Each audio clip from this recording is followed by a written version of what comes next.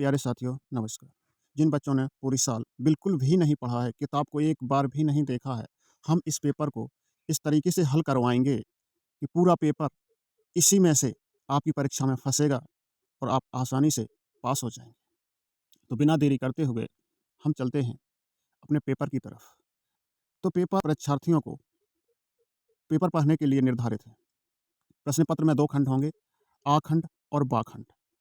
आ खंड में आपके बहुविकल्पीय प्रश्न होंगे, जिसमें सही विकल्प का चयन करके ओएमआर शीट पर नीले अथवा काले बॉल पॉइंट पेन से सही विकल्प भरना है। खंड आ में बहुविकल्पीय प्रश्न, प्रत्येक प्रश्न 1 अंक का होगा। ओएमआर शीट पर उत्तर अंकित किए जाने हैं के पश्चात उन्हें काटें नहीं, ना इरेजर से मिटाएँ, ना व्हाइटनर आदि का प्रयोग करें। तो आप लोग ये तो जानते ही होंगे कि ओएमआर शीट क्या है। मेरे प्यारे छात्रों, ये ओएमआर शीट है। तो ओएमआर शीट को आप पूरा देख सकते हैं स्क्रीन पर। तो इस तरीके से देख लें, ये ओएमआर शीट है। इस तरीके से जो गोला काले इस तरफ दिख रहे हैं, ऐसे हमें गोला काले करने हैं। ये है सब कुछ। ये है पूरी ओएमआर शीट। तो इस पे कटिंग-छटिंग नहीं होनी चाहिए। इस पे एक ही गोला काला करना है आपको। हमारे वीडियो में पड़ा है, आप देख सकते हैं कैसे ओएमआर शीट भरना है, हमने बताया है। अब हम चलते हैं खंड आ की तरफ। तो खंड आ में देख लेते हैं, लगभग यही क्वेश्चन आएँगे। पहला है बाबू गुलाब राय किस युग के लेखक हैं? तो बाबू गुलाब राय द्विवेदी युग के लेखक हैं। चिंतामणि किस वेदा की रचना है? तो ये निबंध है। क्या है ये? निबंध। गबन किसकी रचना है? तो मुंशी प्रेमचंद की। ए नंबर सही है। शुक्ल युग की समयावधि कितनी है? तो शुक्ल युग की 1936 से 1943 है।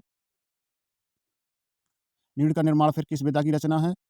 तो नीड़ का निर्माण आत्मकथा है।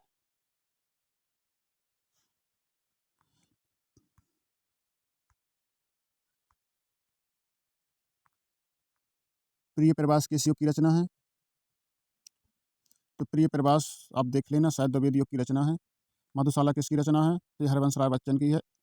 भारत भारती किसकी रचना है? आधुनिक काल कब से कब तक चला? तो आधुनिक काल का ए सही है। मोतीराम किस युग के कवि हैं? तो मोतीराम है आधुनिक काल के कवि। हास रस का स्थायी भाव क्या होता है? तो सी नंबर हास सही है इसका, हास। सुबह तोड़े पीठ पर श्याम सलोने गात, इसमें क्या है? तो इसमें है उत्प्रेक्षा अलंकार। कौन सा अलंकार है? उत्प्रेक्षा अलंकार। क्योंकि इसमें जो पहचानो जनु जानो, इसकी पहचान है मनु, मानो और मनहु और मनहु, ये पहचान है। और माँ की जगह जा कर दे तो जनु जानो और जनहु, ये भी इसकी पहचान है। अब उपमा अलंकार की क्या पहचान है?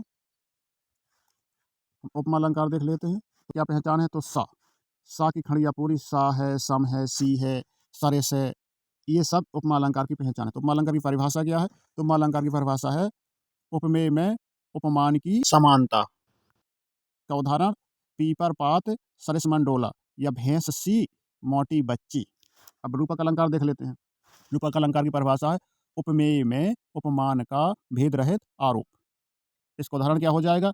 इसमें क्या क्या है कि इसमें ये वाला चिन्ह आता है, दो शब्दों के बीच ये वाला चिन्ह, मतलब ऐसे चिन्ह लगा आएगा तो आप समझ लेना कि यह रूपक अलंकार ही है।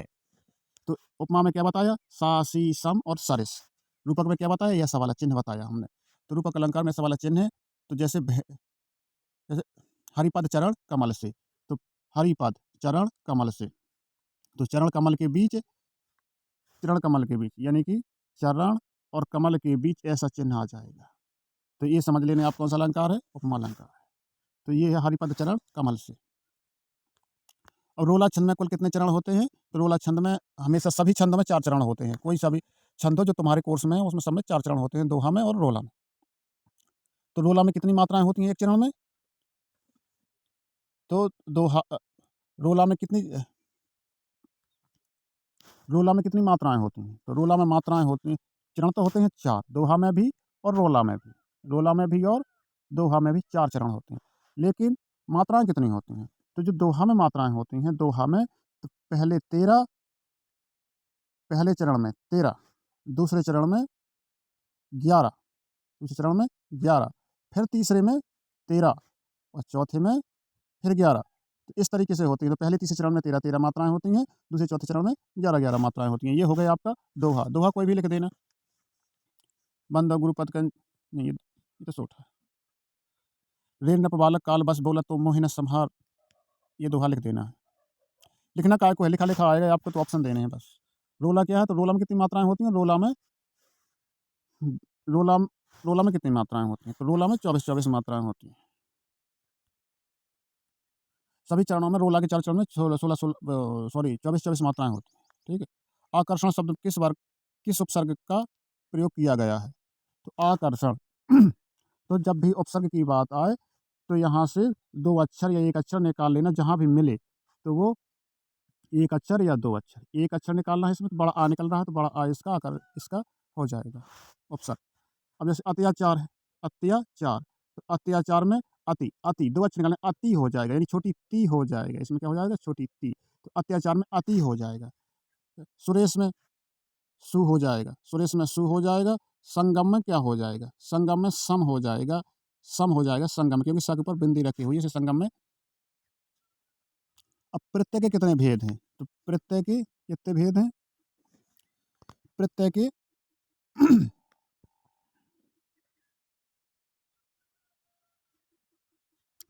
पीताम्बर में कौन सा समास है? तो पीताम्बर हम समास बता रहे हैं एक नज़र में आपको। पीताम्बर, तो पीताम्बर में जिसमें रंग क्रमधारय समास, जिसमें रंग की बात की गई हो, पहला अक्षर काय का हो? रंग का, तो इसमें पीत कैसा है? रंग है, इसलिए ये क्रमधारय समास है। द्वंद्व समास में है, द्वंद्व समास में ये ना लिखा हुआ है ना, ना मतलब ऐसा चिन्ह लिखा हुआ है, जिन 2 शब्दों के बीच ऐसा चिन्ह मिले वहाँ द्वंद्व समास है। जैसे राम और लक्ष्मण, राम और लक्ष्मण हो जाएगा। जैसे राम और लक्ष्मण, 2 नाम के बीच ऐसा चिन्ह मिले तो वहाँ द्वंद्व समास हो जाएगा। बहुब्रीहि समास जिसमें आपको पर्यायवाची मिले, क्या मिले? पर्यायवाची, मतलब जिसको पढ़ने से हमें ऐसा लगे जैसे इसका पर्यायवाची बन रहा हो, वहाँ बहुब्रीहि समास होता है। बहु माने बहुत से, ब्रीहि मतलब उसके नाम हों, तो बहुत से नाम हों जिसके, जैसे लंबोदर, लंबा है उधर जिसका, तो हमें क्या महसूस हो रहा है? इधर पे गणेश जी महसूस हो रहे हैं, तो जो हमें हमें बोले ना, मतलब जिसमें हमें नाम भी स्पष्ट ना हो और बोलने में हमें लगे कि इसमें गणेश जी होंगे, त्रिलोकी, तो त्रिलोकी में क्या शंकर जी हैं। तो इस प्रकार से जिसके पर्यायवाची बने, तो उसमें क्या हो जाएगा? उसमें बहुब्रीहि समास हो जाएगा। और एक होता है द्वैगु समास। कौन सा समास? द्वैगु, जिसका पहला अक्षर गिनती का हो, पहला अक्षर काय का हो? गिनती का हो, तो वहाँ कौन सा समास हो जाएगा? द्वैगु समास हो जाएगा। द्वैगु, द्वैगु, गाप और गिनती, तो पहला अक्षर गिनती, जैसे त्रिलोकी, त्रिलोकी, त्रिलोकी पहला अक्षर गिनती का है, इसलिए यहाँ द्विगु समास हो जाएगा। इसमें द्विगु समास भी है और बहुब्रीहि समास, क्योंकि पर्यायवाची भी बनता है और पहला अक्षर गिनती का भी है। तो अगर ऑप्शन में बहुब्रीहि समास और द्विगु है, यदि उत्तर दोनों सही है तो फिर दोनों सही है। यदि उत्तर, अगर दोनों आए और चारों उत्तर अलग-अलग हैं, तो कोई भी लगा देना, चाहे बहुब्रीहि लगा देना, चाहे द्विगु लगा देना, दोनों सही हो जाएँगे आपके। तो इस तरीके से द्विगु समास है। तो द्विगु और द्वंद्व 2 आपके कोर्स में है, बाकी ये कोर्स में नहीं है, फिर भी देख लेना, आपको बता दिया हमने। तो ये जो तत्सम रूप होते हैं, ये तत्सम रूप होते हैं, मतलब हमें संस्कृत में लिखना है। संस्कृत से जो शुद्ध रूप हिंदी में आए हैं, वो हम तत्सम रूप कहलाते हैं। तो आँसू का तत्सम रूप है। आँसू को संस्कृत में अश्रु कहते हैं। दही को दधि कहते हैं, खीर को क्षीर कहते हैं, करपट को कपड़ा कहते हैं। करपट को या कपड़ा को करपट कहते हैं, मेढक को मंडूक कहते हैं, बंदर को मरकट कहते हैं, और पत्थर को प्रस्तर कहते हैं, भँवरा को भिरमर कहते हैं। तो इस तरीके से आप देख लेना। इसका अश्रु सही है। अश्रु सही है। आँख का अच्छी, अब हम सभी के बता देते हैं इधर। आँख का होगा आ और छी, छा अक्षी हो जाएगा। अ अंशु, अंशु का अंशु, रोना का हो जाए रोदन, रोदन हो जाएगा। रोना का रोदन। अंशु, अंशु का अंश लिख देना है आप, क्या लिख देना? अंश। अब देख लेते हैं संधि। तो संधि, यण संधि का, यण संधि का सूत्र होता है, तो जिसमें यण मिलता हो बीच में, क्या मिलता हो? यण, यण इसमें मिला बीच में, क्या मिला? यण, यण ये मिला, तो यण में एक एड़च्ची है संधि। ये दीर्घ संधि का उदाहरण है, ये वृद्धि संधि का है, और ये ये किसी का नहीं है। तो ये नाम लिखे हैं, इससे पहचान लेना सीधे सीधे। और यण संधि की पहचान क्या होती है? तो यण संधि की पहचान बता दे रहे हैं। यण संधि का या होता है, क्या होता है? या और वा। या को पढ़ेंगे, कैसे पढ़ेंगे? या, या तो ई और या। वा को क्या पढ़ेंगे? ऊ। या को कैसे पढ़ेंगे? या, या को पढ़ेंगे ई धन आ, इया। तो जो भी हम जैसे अत्याचार लिखेंगे, क्या लिखेंगे? अत्याचार। तो इसमें कौन-सा या आ गया? बड़ा या आ गया। तो बड़ा या जैसे यहाँ करेंगे तो ये ई के साथ बड़ा आ जाएगा।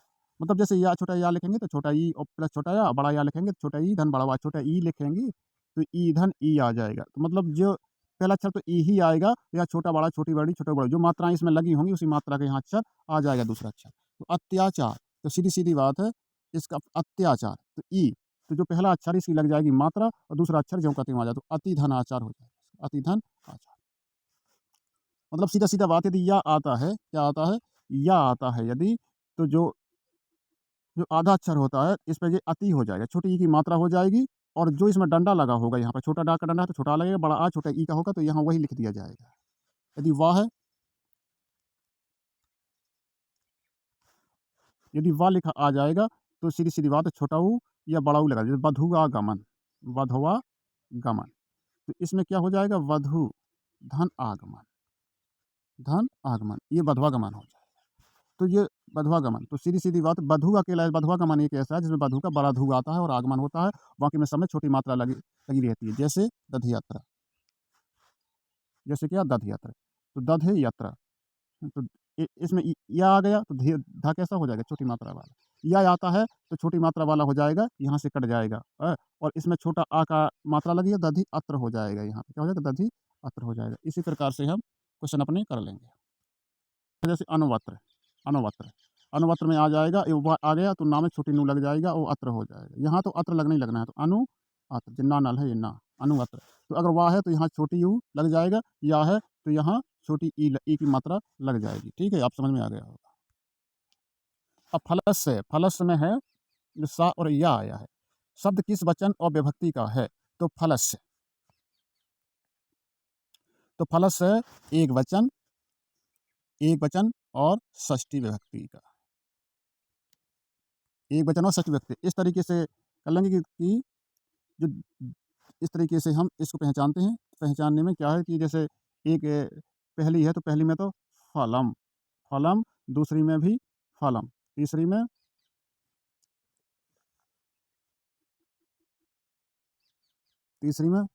फलम, फले, फलाए, फिर फलात है, फिर फलस है, फलस है छठवीं में, और फले फिर है आपकी,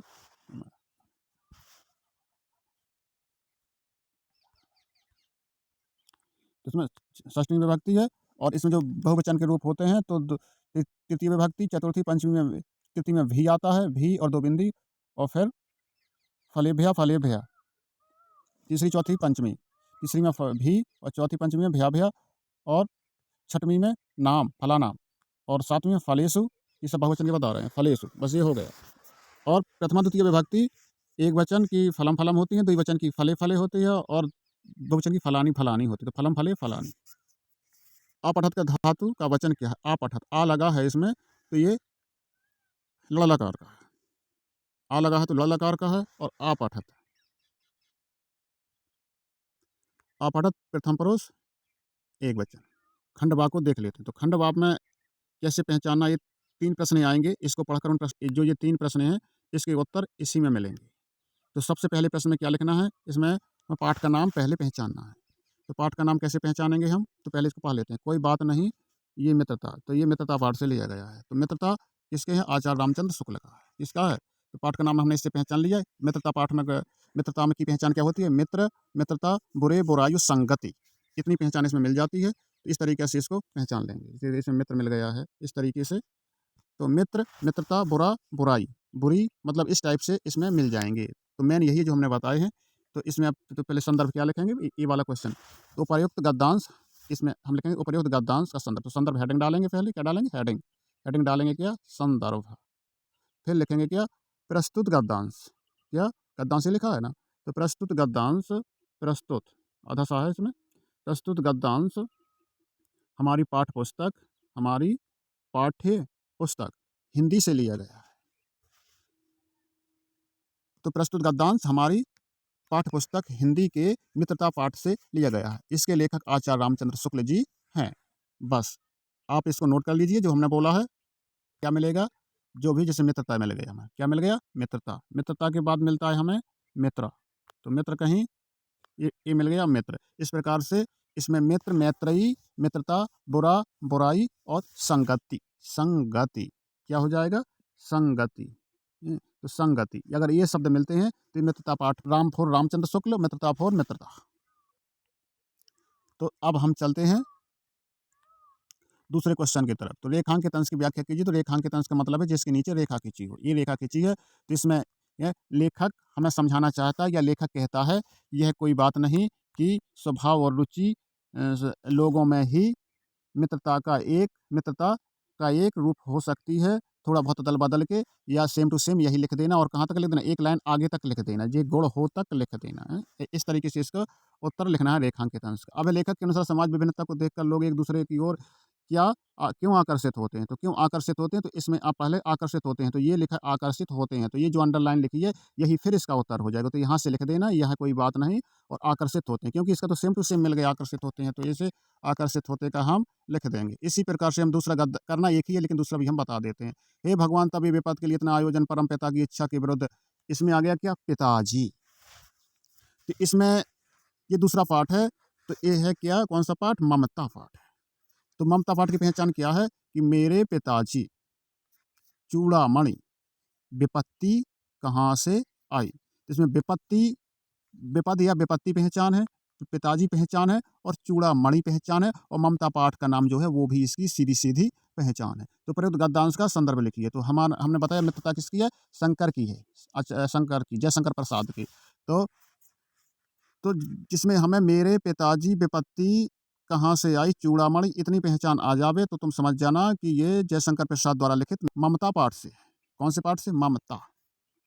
तो गद्यांश कैसे लिखेंगे? तो संदर्भ हेडिंग डाल देंगे, इसकी संदर्भ हेडिंग डाल देंगे और लिखेंगे प्रस्तुत गद्यांश हमारे पाठ्यपुस्तक हिंदी के ममता पाठ से लिया गया है और इसके लेखक जयशंकर प्रसाद जी हैं।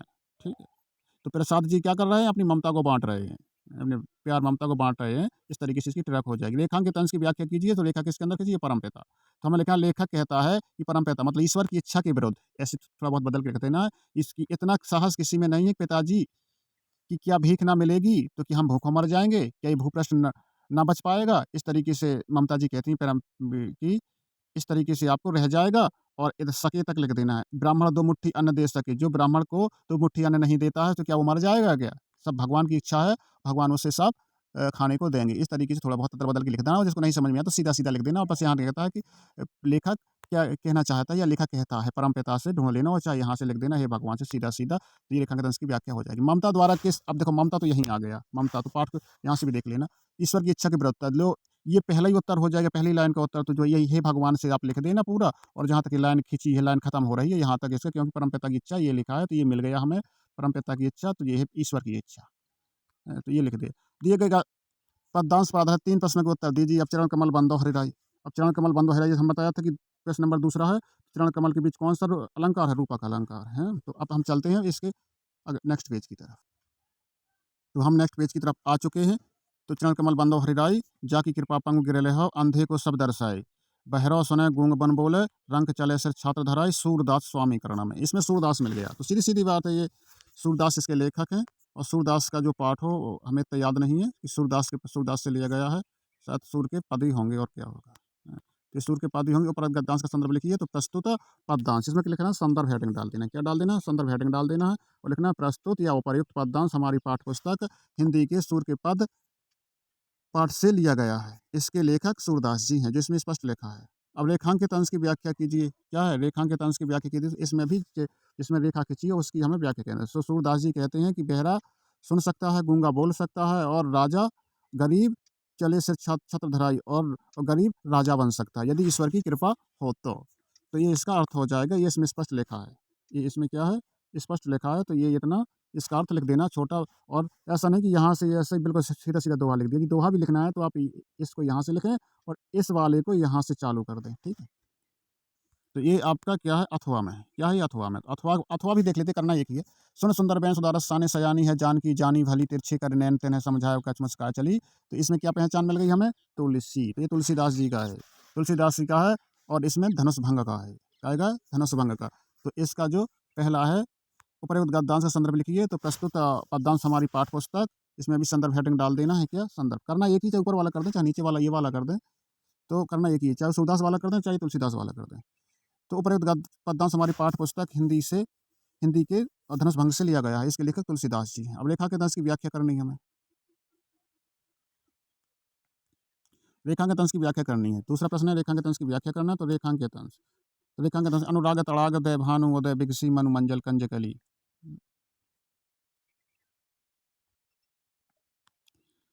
तो अनुराग तड़ाग मतलब सीधी सीधी बात है, इसको यहाँ से या यहाँ से, तुलसीदास जी कहते हैं कि तुलसीदास ते अवसर, मतलब एक आध दो लाइन पहले से भी लिख दें। तुलसीदास जी कहते हैं कि ये अवसर हर किसी का आता है, जो जिसको आंखें देख करके बहुत आंखें जिनको आंखें देखने के लिए तरसती थी, अब हमारी आंखों में प्रेम उमड़ रहा है, जैसे कि भानु उगता है, बिकसी मन मंजल कंज कली, और ऐसे लगता है जैसे हमारे मन में कोई नई कली या हम फूल में कोई नई कली फूट रही हो।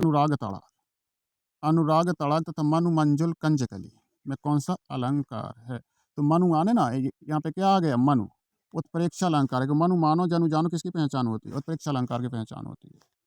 अब आगे चलते हैं संस्कृत गद्यांश की तरफ। तो ये हमारे संस्कृत भाग से आया है, तो इसमें हमें संदर्भ तो लिखना ही लिखना होता है। तो संदर्भ में इसमें लेखक का नाम नहीं लिखना होता है। तो ये स्पष्ट है भारतीय संस्कृति, ये लिखा है भारतीय संस्कृति, पहले पाठ में लिखा है तो भारतीय संस्कृति है, और ये लिखा भाषा इस्लाम नगरी। ये वाराणसी से लिया गया है। कहाँ से लिया गया है? वाराणसी से।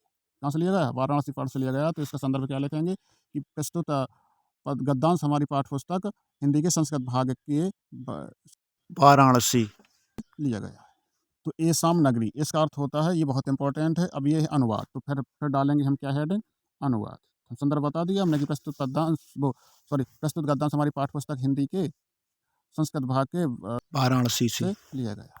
बस इतने लिखना, फिर डालना है अनुवाद हेडिंग। क्या डालना है? अनुवाद। अनुवाद के बाद लिख देना है ऐसे, क्या लिख देना है? एसाम नगरी। क्या?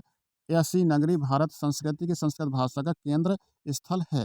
तो इस तरीके से हमें संस्कृत हटाते चलना है, और अपने तरह से यह संस्कृत वाणी संस्कृति के आलोक सभी जगह फैला हुआ है, प्रस्तुत माना प्रसार हुआ है। यहाँ मुगल युवराज दारा शिकोह आए, भारतीय दर्शन शास्त्र का अध्ययन किया। इस तरीके से सत्यसाम ज्ञानम तथा प्रभाति, तो सभी ने यहाँ के ज्ञान से वो प्रभावित हुए, तथा उपनिषदों का अनुवाद किया। काय में? फारसी भाषा का रहती, तो फारसी भाषा में इसका अनुवाद किया। इस तरीके से उसी में हिंदी लगी रहती है। अपन को तो सिर्फ संस्कृत के जो अंगा बंदा बिंदी इसकी हटा देनी पड़ती है, और ये मात्रा पात्रा ज्ञान है संतेसाम, तो जो छोटे छोटे अक्षर हैं इनको हटा दिया। वैसे भी जो हमें अच्छा लगा वो वहाँ पे लिख दिया, तो ये इसका अर्थ हो जाएगा। इसका भी निकालेंगे, मानव जीवन संस्कार ही संस्कृति। ये भारतीय संस्कृति का है, पाठ से लिया गया है। कहाँ से? भारतीय संस्कृति। तो इसका भी संदर्भ लिखेंगे। ये हमारी यह गद्यांश हमारी पाठ्य पुस्तक ये हमारा प्रस्तुत गद्यांश हमारी पाठ्य पुस्तक हिंदी के संस्कृत भाग से भारतीय संस्कृति नामक पाठ से लिया गया है। तो बस इतने। तो इसमें लिखा है मानव जीवन का संस्कार ही उसकी संस्कृति है। अस्माकम पूर्वज, हमारे पूर्वज मानव जीवन में संस्कारों को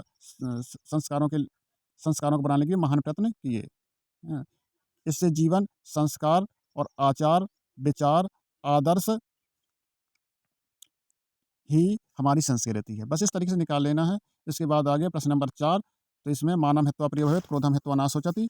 तो मान जो त्याग देता है वो सबको प्रिय हो जाता है, इसका अर्थ है। मान जो त्याग देता है, सम्मान जो त्याग देता है वो सबको प्रिय हो जाता है। क्रोधम हित्वा नाशोचति, क्रोध को जो त्याग देता है वो कभी शोक नहीं करता है। कामम हित्वार्थवान भवति, जो काम को त्याग देता है यानी इच्छा को त्याग देता है, और वो धनवान बन जाता है। और लोभम हित्वा सुखी भवेत्, जो लोभ को त्याग देता है वो सुखी हो जाता है, ये इसका अर्थ है। हम इसके अथवा वाला देख लेते हैं। तो अथवा वाला सर्वे सुखंतु सर्वे भवन्तु सुखिनः, तो सभी सुखी हों, सर्वे सन्तु निरामयाः, सभी निरोगी हों, सर्वे भद्राणि पश्यन्तु मन होत कल्याण, सभी का कल्याण हो, कश्चित् दुःखभाग् भवेत् मा कश्चित्, किसी को कभी दुःख का भागी ना बने। आप खंड काव्य के आधार पर निम्नलिखित प्रश्नों के उत्तर दीजिए। तो इसमें हमें इस प्रश्न नंबर 5 में हमें करना है कर्ण। क्या करना है? कर्ण। तो हमें कर्ण करना है। कर्ण खंड काव्य की धूत सभा में द्रौपदी का सर्ग का सारांश लिखिए। तो धूत सभा में जो द्रौपदी है उसका अपने शब्दों में धूत सभा में द्रौपदी क्या थी, तो ये शायद दूसरा सर्ग है। तो दूसरा सर्ग के बारे में हमें पढ़ लेना है और लिख देना है। तो इसमें हम लिख देंगे कर्ण का। तो धूत सभा में द्रौपदी, धूत सभा में द्रौपदी जो कहानी आप रामायण से महाभारत से देखते होंगे, उसको उसमें जो आपको पता है वो लिख देना, कुछ भी लिख देना। लेकिन द्रौपदी के बारे में तो प्रश्न नंबर 5 और प्रश्न नंबर 5 का ये महोबा जिला में है, तो ये महोबा जिला में कर्ण खंड काव्य है और सभी जिलों में अपने-अपने खंड काव्य हैं। स सभी सभी मंडलों में अलग-अलग हैं, तो आप देख लेना। लेकिन महोबा जिला में कर्ण का है, तो कर्ण धुत सभा में द्रौपदी का सर्क तो जो इसमें से आपको पता है, ज़रूरी नहीं कि जो बुक में है वही लिखें, कुछ भी लिखाएँ, जो आपको उसके बारे में पता है, एक बार ज़रूर इसको जल्दी-जल्दी से पढ़ लें और वो लिख दें। तो महोबा जिला में जो कर्ण है, तो श्री कृष्ण का चरित्र दिया है, तो श्री कृष्ण के बारे में जो आपको पता है, वो लिख दें कि श्री कृष्ण जी कैसे थे और क्या-क्या किया, ये सब लिख दें और पॉइंट बाय पॉइंट 2 लाइनें 4 लाइनें लिख दें, फिर 1 लाइन छोड़कर फिर 4 लाइन लिख दें, फिर 1 लाइन छोड़ दें, फिर ये 4 इस तरीके से हमें 4 लाइन लिखकर 1 लाइन छोड़ना है। इस तरीके से लिखना है। फिर इसके बाद ये जीवन परिचय है, तो जीवन परिचय में यदि आपको जो जन्म मृत्यु ना आए, तो सीधी-सीधी बात है कि आपको आचार्य रामचंद्र शुक्ल तो पहला ही पाठ आचार्य रामचंद्र शुक्ल का जो मित्रता पाठ है और एक वो लिख देना इसकी रचना, एक चिंतामणि लिख देने से 2 नंबर आपके पक्के हो जाएँगे। जन्म मृत्यु यदि आता है तो 1 नंबर इसका हो जाएगा, तो सिर्फ़ जो जीवन परिचय में क्या लिखना है, इनका जन्म और इनके पिताजी तरीके से चंद्र शुक्ल का जन्म सन और फिर इनके पिताजी का नाम जो भी हो सो लिख देना, इनकी मृत्यु जो भी हो सो लिख देना। फिर 2 रचनाएँ लिख देना, बस छोटा-सा लिख देना, बाकी झंझट में मत पड़ना। इस तरीके से यहाँ तुलसीदास और सुमित्रानंदन पंत से इम्पोर्टेंट है, सुमित्रानंदन पंत और महादेवी वर्मा और सुभद्रा कुमारी चौहान यदि हो तो सुभद्रा कुमारी। तुलसीदास का आएगा या पता नहीं आता है, तो आप अपने तरीके से देख लेना। अभी पाठ का नाम लिखना है, तो 2 रचना लिखनी है, तुलसीदास जी की जो 2 रचना है, जानकी मंगल, पार्वती मंगल, रामचरितमानस, विनय पत्रिका। सुमित्रानंदन पंत, तो सुमित्रा कुकरमुत्ता, नए पत्ते और जो भी हो इसका लिख देना। और 2 नंबर का एक श्लोक आएगा, तो आप कोई भी श्लोक एक याद कर लेना, जो इस प्रश्न पत्र में ना हो, जो आप पेपर दे रहे हैं बस उसमें उसमें ना हो वो, और कोई भी लिख देना। ये प्रश्न नंबर 7 पर आपके श्लोक आएगा, प्रश्न नंबर 8 पे आपके उत्तर आएँगे। चंद्रशेखर का आसित, चंद्रशेखर देशभक्त आसित, तो एक या 2 करने हैं इसमें। वीर केन पूजते, तो वीर वीरेण पूजते। वीर क्या है? वीरेण, बस इतना लिख देना है, वीरेण। केन मतलब सीधी-सीधी बात है, का हटा के वीर लिख देना है, का हटा देना है और वीर लिख देना है बस। क्या लिख देना है? वीर लिख देना है। क्या? वीर लिख देना है और जो मात्रा तो इसमें लगी हुई है, ना है वीरेन पूजते। चंद्रशेखर काशी, तो का हटा देना है और देशभक्त भर लिख देना है इधर। क्या लिख देना है? देशभक्त, और ये बिंदी ज्यों की त्यों रखी रहने देना है, तो देशभक्त आशित। इस तरीके से प्रश्नों का उत्तर आपको देना है। फिर इसके बाद पर्यावरण संरक्षण के उपाय, तो ये है निबंध। तो ये क्या निबंध, तो पहली हेडिंग डालना है आपको प्रस्तावना। क्या डालना है? प्रस्तावना, और ना आए तो छोड़ देना। आखिरी हेडिंग डालना है उपसंहार। आखिरी हेडिंग है ये उपसंहार। उपसंहार कौन है? आखिरी हेडिंग। फिर पर्यावरण संरक्षण के उपाय, दूसरी हेडिंग। पहली हेडिंग ये, दूसरी हेडिंग पर्यावरण संरक्षण के उपाय, तीसरी हेडिंग उपसंहार। बस इतना ही लिख देना। जैसे आतंकवाद का आप लिख रहे हो, तो पहली हेडिंग प्रस्तावना और दूसरी हेडिंग आतंकवाद, तीसरी हेडिंग इसके कारण, चौथी हेडिंग इसके निवारण, पांचवी हेडिंग आपकी उपसंहार। अब जैसे आप जनसंख्या का लिख रहे हो, तो पहली हेडिंग प्रस्तावना, फिर दूसरी जनसंख्या, जनसंख्या से लाभ, जनसंख्या की हानि और फिर उपसंहार। इस प्रकार से 5 हेडिंग इसकी बन जाएंगी। और नारी सशक्तिकरण है ये। क्या? नारी सशक्तिकरण, तो पहली हेडिंग प्रस्तावना, फिर दूसरी नारी सशक्तिकरण और तीसरी उपसंहार। बस इस तरीके से आप इसकी हेडिंग बना लेना और लिख देना। इस तरीके से हमारा पेपर खत्म होता है। हमारे डिस्क्रिप्शन में हमारी कक्षा 10 के सभी वीडियो डाले हैं, कृपया आप देख लें। धन्यवाद।